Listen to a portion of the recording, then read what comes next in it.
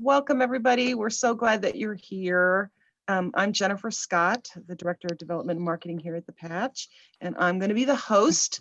And today, Corey Miller, our Executive Director, will be talking to you about some of our accomplishments in the past year and looking forward to the next year.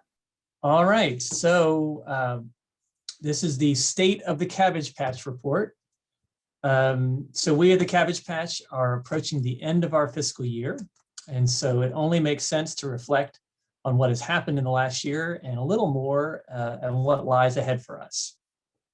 And after everything that we, and let's face it, we all have experienced in this period, I can tell you without question that the State of the Patch is strong and resilient and very innovative. So Megan, if you go to the next slide or go to the next section. So COVID-19, let me just double check. So COVID-19, as we consider the remarkable times that we've been living in, we really must consider the pandemic experience which inspired our innovation. And like so many of you, the curtain really fell for us on March 16th when we closed the Cabbage Patch for the first time since the 1970s. And of course, the COVID-19 is our second pandemic at the Cabbage Patch, with the Spanish flu in 1918 to reflect on. And our team member, Jesse Hendricks Inman, unearthed some board meeting minutes from 1918, reflecting the fact that the patch is closed for 2 entire months. And so for us in 2020, we actually were closed for 3 entire months for in-person interaction. However, that didn't mean that we were not working. So we were working from home, and technology was really the key that made it possible. It made it possible for our entire staff team to work virtually. We were sort of early adopters of Zoom and also upgraded our connectivity so that we could teach our youth in what was to become the NTI Academy in this current school year. We were also focused on our number one concern, safety. We were focused on maintaining good health and contemplated and experienced new practices. For our facilities, we had major changes to keep it safe and to serve our youth and their families. We installed sanitation practices and protocols more than we could ever have imagined. Temperature checks and the famous 2 questions. I probably could ask you to repeat them to me, but and we ask these same questions every day when we check temperatures. Do you have symptoms that could be attributed to COVID, or have you had exposure to someone who has COVID? And these steps prepared us and really led us into this atmosphere of innovation. Next one, Megan. All right, and one more. So our board of directors, they rose to the occasion and governed with skill and creativity. We had passed a budget and then promptly revised multiple versions of budgets, from the slight COVID impact to the extreme COVID impact, to amend, and finally amended the budget with kind of an in-between. We applied for and received a PPP loan after a process with our director of finance and board leadership. It was a time we weren't quite to Zoom fatigue at that point. It was definitely the welcome to Zoom. Everything changed to meeting virtually, and the board just flexed into that without trouble. At least it didn't appear on our end that there was a lot of trouble with that, and certainly a willingness to do that. They formed the COVID-19 response committee to make sure that we were all following best practices. Oh yes, and they developed a focused strategic plan early this year, entirely virtually, with 7 different initiatives. We look forward to years of exciting developments to come. Next slide, Megan. Into philanthropy, yeah, that's the one. So then there was our fundraising and marketing staff team. We pivoted away from current plans, and as I came to learn very quickly, this is a very planful kind of group that we're talking about here. Jennifer can certainly attest to that. They had the entire year mapped out and had to scrap it instantly, and a lot of us had to do that. But for us, it was there's a lot of detail. So pivot number 1, from 3 annual fundraising events, that became 1 event. Pivot number 2, Tracy's proper retirement and fundraising event.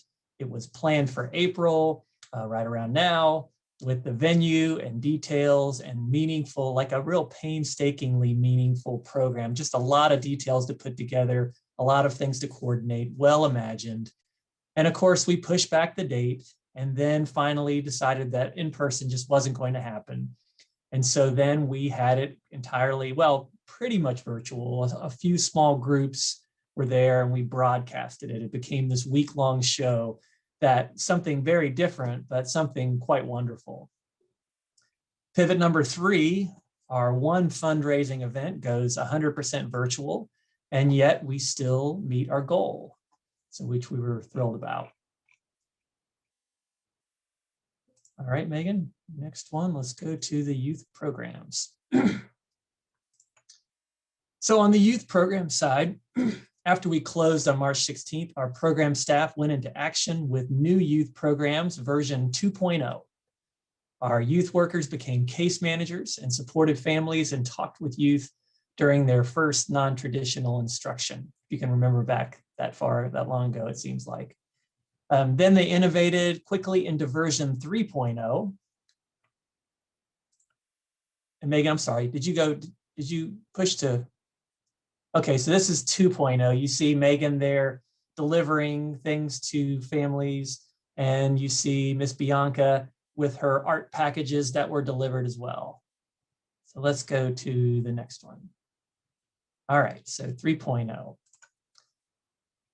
This was the time, June and July of 2020, of our modified summer camps, and we learned the language and the practice of pods. Now, you see those pods below that 3.0. We didn't use those, but I just saw that and I thought that was pretty amazing. That's a youth orchestra. They did that. But we did become very proficient in pod language for sure. You can see we had self-contained groups of 10. We were giving youth the opportunity to engage with others in person, to relieve stress and the trauma of forced isolation. Garden club, they got outdoors. They went fishing, just a lot of really nice opportunities for them that were so welcome at this point. All right, Megan, next slide. All right, then version 4.0. And what can we say about our school year NTI Academy? Megan and her team planned right away during the summer for full day pods of 10 youth, elementary schoolers, middle schoolers, and sometimes high schoolers. Staff teams did things like Ms. Brandy said 50 reminders on her cell phone to make sure that her students, her pods, class times were known and organized.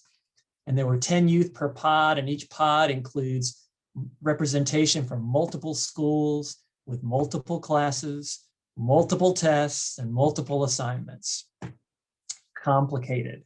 And they started in August, and they were expected initially. It was only going to go until the end of September. And then it was going to be extended from September to the end of the year, and then till the end of January, and then extended yet again to March. And now it's a hybrid, a bit of a mishmash version, honestly, but it's from now until the end of May.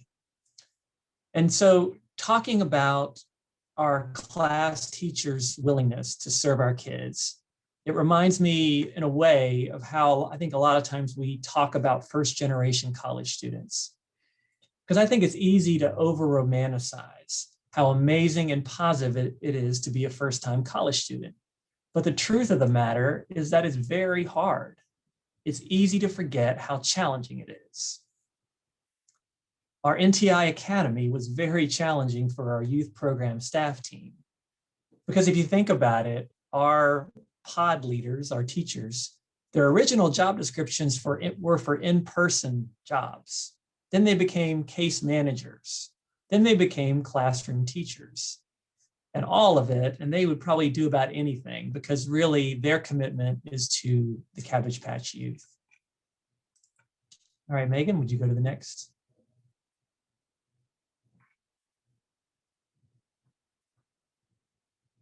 All right. And of course, that has only been the youth focus. Our family development department has been faithfully serving parents of youth who attend our programs. Calvin and Doug have been our essential workers from the very beginning throughout, never were at home, providing emergency food orders and rent and utility assistance and counseling to hundreds of families. The total served increased by over 400% above normal. They supported our families, many who were struggling before COVID with issues of stress related to remote learning and family challenges, and how many of our parents were risking their health on a daily basis during COVID as essential workers. And all throughout, they were lifting the burdens of others through counseling, prayer, and force of will. Now, go to the next slide, Megan. One more. Okay, so all of that sounds like success, but there are metrics and numbers that represent them. First, let's go to fundraising success. The number is $2,286,000. We met our COVID budget for the year. We met our targets for operating budget in terms of revenue and expenses. That is a great celebration.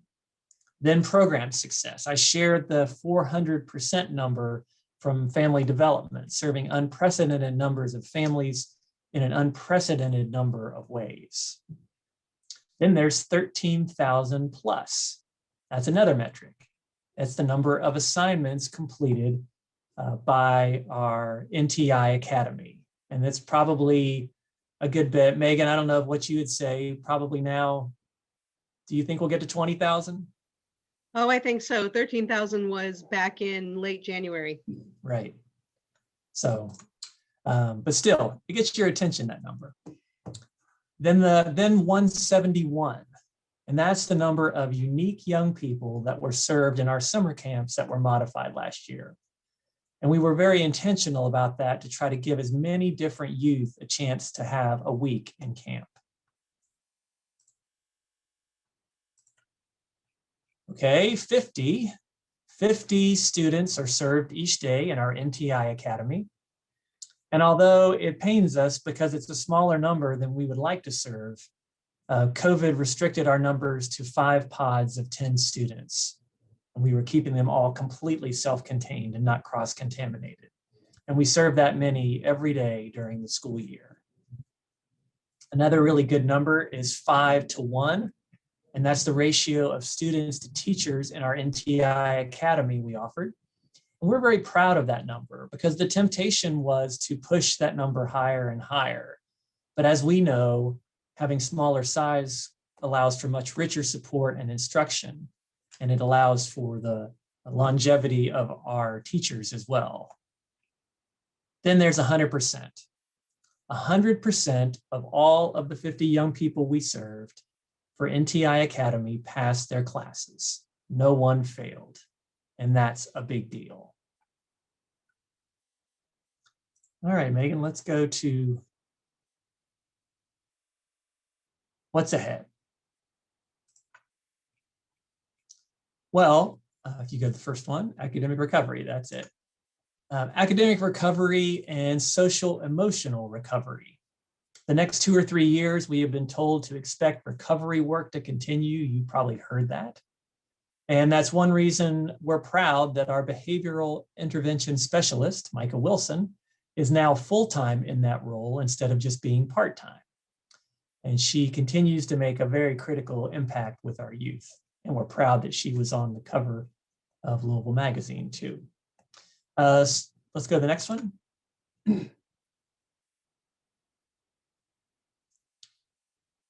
Strategic plan. I referenced it earlier. Let's go, Megan, let's go to the next one. Oh, you're there, okay, great. No, that's the one. Let's go back to that. Thanks. So there are 7 different initiatives that are our roadmap for the next 5 years. We have, let's see. And if time allows, and it probably will because I'm somewhat ahead of schedule, but you can see that there are there's one related to philanthropy, there are ones related to programming, one related to diversity, equity, and inclusion, and one related to branding. And we're really excited about them. We are in the midst of a campaign. So we're excited about finishing that campaign, going public and celebrating and inviting people to participate. We have a kind of reinvigorated our youth leadership program due to a nice relationship with Coca-Cola Consolidated Incorporated and other partners.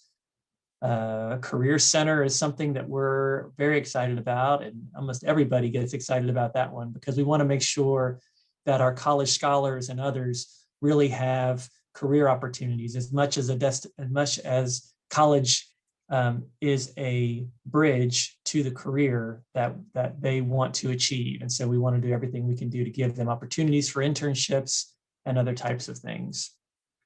We want to hone up and improve our performance metrics to even strengthen them. So we were looking forward to that. And on the diversity, equity, and inclusion side, that was an area of particular focus for us because in many ways, being in Louisville during the rise of the movements for racial justice and equity have really deeply impacted us at the Patch. And we've looked both internally and through our board as well to learn and grow and make changes to encourage greater diversity. And we're taking steps now and we'll continue to do so well into the future. All right, Megan. And then finally, let me just mention there's two related to branding and being leading in our community and utilizing a board member's work in the brand audit that was completed. So we are excited about all of those things. Okay, I won't ask you to go back and forth anymore. All right. Vision is essential so that we can have direction. And in February, I shared a vision for the Patch, which was born out of our staff leadership team's conversation and initial strategic planning thoughts. And so we kind of walked through a process and yet another Prezi. Who are we? Who do others see? What is our calling? And our calling is to be light as a Christian organization. And so shining our light to grow the next generation of leaders is the vision statement. And so basically, shining our light is to step out in thoughtful and targeted ways to lead in our community, to be less isolated. Traditionally, Louise Marshall from the very beginnings was fiercely independent, to move to be more critically collaborative and to reflect Christ in what we share and shine in the world. So shining our light to grow the next generation of leaders. Okay, next, Megan. Well, finally, we are going public to share an invitation for our community and supporters to celebrate with us. And we're inviting our community to be a part of the good things that God is doing at the Cabbage Patch. And we are growing our giving today and growing our giving for tomorrow as well. And we want to invite people who know us to go deeper. And we want to meet and get to know more people in our community. And that is all a part of shining our light.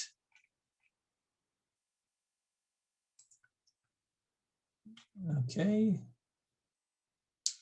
All right, what sustains us? When we think about what sustains us in this ministry, we think about our donors and supporters.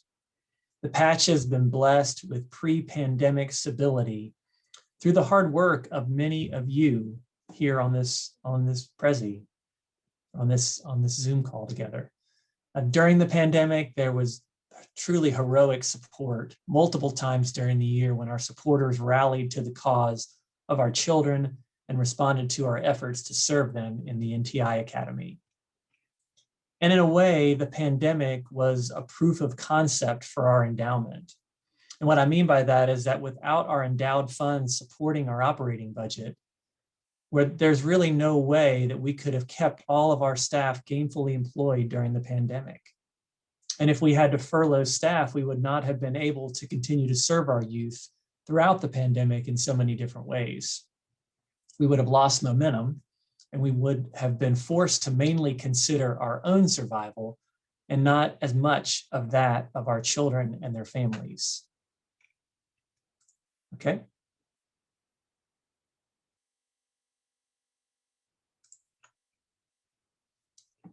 Shining our light to grow the next generation of leaders. One way to do that is through the very part of that phrase, to shine our light. And of course, our light is his light, the light of Christ. And during this last year, we've leaned into Christ and we found the opportunity to go deeper in our spiritual formation, especially in our leadership program. Through God's unconditional love, in the pandemic, we grew closer as a staff team, drew closer as a board, and maybe even will draw closer with our community in the work to define greater justice and accountability. And that is the last one. So the state of the patch is strong, and our prayer is to be a part of what God is doing here through this ministry that is the Cabbage Patch. All right, thank you, Corey. I think we have a few minutes. We can open it up for questions. If you'd like to ask a question, just unmute yourself and ask away.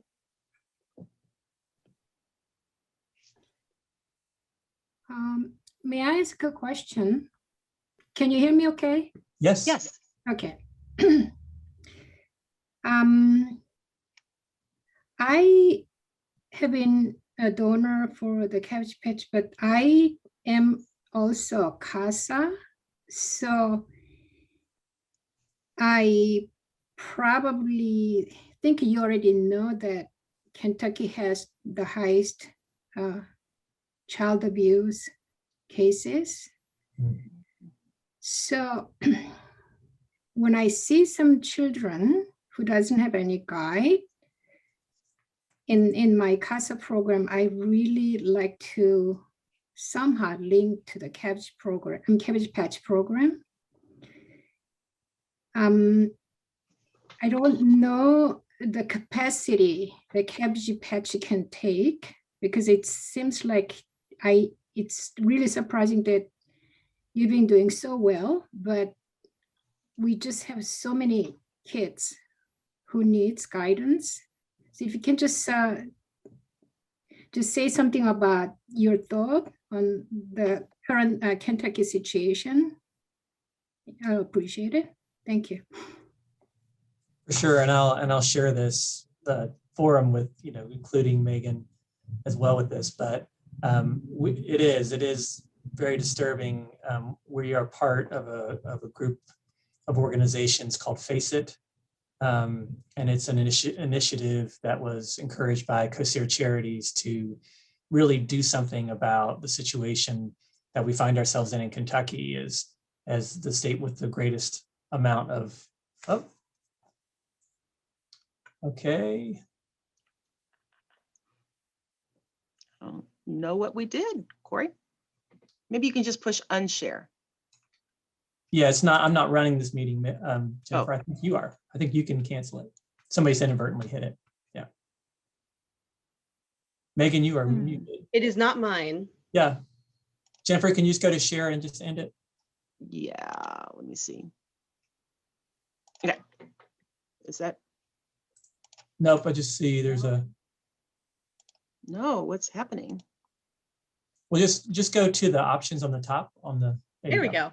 Okay. Okay. So Megan, do you want to say something about sort of how we're? Yeah, absolutely. So right now, the Cabbage Patch has spent most of the time in the pandemic focusing on the kids that we currently had in programming, like our existing youth and families. We knew that to transition to virtual was going to require a lot of trust and faith with our families. And so we really emphasized the families we already had that relationship with. But we are going to start being ready to accept new members, I think, in the fall. That's the current plan. As JCPS transitions back to a 5-day school week, we're probably going to see our programming transition back to kind of the more traditional after-school programming we've done in the past. And that gives us a lot more wiggle room to accept new members. As far as where our capacity is, like we've never turned a kid away, ever. Our usual daily average, is anywhere between 90 to 120 pre-pandemic. We may not be able to keep that going in the fall, but we're looking at some different ways to address how to do bigger groups of kids. So we'll probably still be doing some registration. We may have kids who are Monday, Wednesday kids and kids who are Tuesday, Thursday kids, but we're going to really make the push in the fall to start accepting new members again and to maximize the number of kids we can serve day by day, while still being conscious of size restrictions and all the unfortunate limits that COVID is still placing on us. But I think I've spoken to you before, Yes. about bringing in some of your kiddos, and I had to tell you we were full for the time being. But come fall, we would love to have your kids referred to us, because we also have a huge focus here, as Corey was saying, on trauma response. All of our staff are trauma response trained. They're trained to look for signs of abuse and neglect in children, and unfortunately, that's some of what we've had to do over the pandemic. We were the only people seeing some of these kids face to face. And we had to do some reporting over this time. So we know how important it is to get the kids somewhere that they're seen and loved and cared for. And I think fall is going to be the time we can open that back up again. One thing that I see right now is because in May, the school is going to be closed, and during the summer, I don't know how these kids, their parents or guardians, they are working, so they cannot just take care of the kids. So I was wondering if there is any room for you guys to help these kids. I think we're going to be still full in the summer. Mhm. We have so many kids, we're focusing on getting at least one camp, as Corey was saying. But I know there is also a huge push right now, because Corey mentioned we're part of this out of school time council. Through Evolve 502, there's a huge push to get a number of community-based learning sites and summer sites up and running. I believe they're going to run that through Metro United Way. And they're going to have a sign up portal there where you can go and put in number of kids in your area, and they'll help you find a place that you can connect those kids. JCPS is going to do a lot, including providing transportation for young people if parents can't get them somewhere. There's going to be food service during those sites, and there's going to be kind of a contained set of programs that's pretty universal across the city. So I would encourage you to keep a lookout for Evolve 502 and their connections with Metro United Way, and finding a place for the kids until they can be with us. And there will be, thank you. And there will be also sites at some local schools as well, in addition to the community learning hubs. Thank you. They want to serve, I think, 33,000. I think that's what Dr. West was saying. All right, those were some great questions. We're coming to the top of the hour. And I know some people have tight time frames. We have recorded this, and it will be available on our website for if you want to go back and share that with some friends. It was some good information, and we thank you for coming. This was our record attendance. So come back. We do this every month for 30 minutes. And oh, wow, I should have looked up. Do anybody remember what we're doing next month? Well, you'll be getting an email from us. If you were on this one, you probably are on our email, and we'll be getting that. So because I'm ill prepared and didn't look that up. So yeah, thank you all so much for coming, and have a great Derby week next week.